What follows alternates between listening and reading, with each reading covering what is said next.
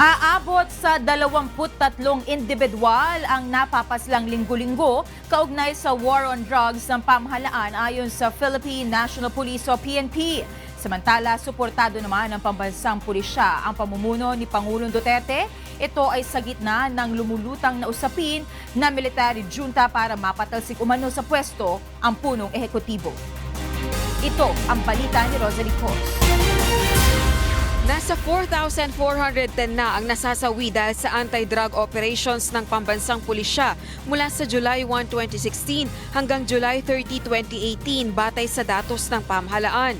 Ayon kay PNP spokesperson Police Senior Superintendent Benigno Durana, dahil sa recalibrated Oplan Tokhang mula noong December 2017 hanggang nitong buwan ng Hulyo, pumapalo sa 23 ang nasasawi sa anti-drug war kada linggo. Higit anyang mababa ito kumpara sa tinatayang 105 napapaslang bawat linggo sa unang 3 linggo ng Duterte administration. As you can see, we are continuously, polishing a war on drugs. A recalibration of war on drugs is more.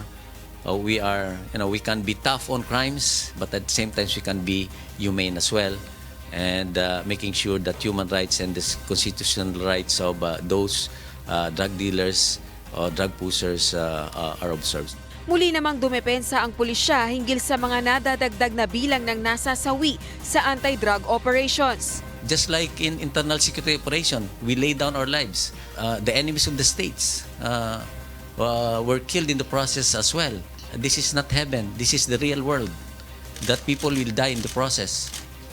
That we have the authority to protect the rest of the Filipino people from the scourge of illegal drugs.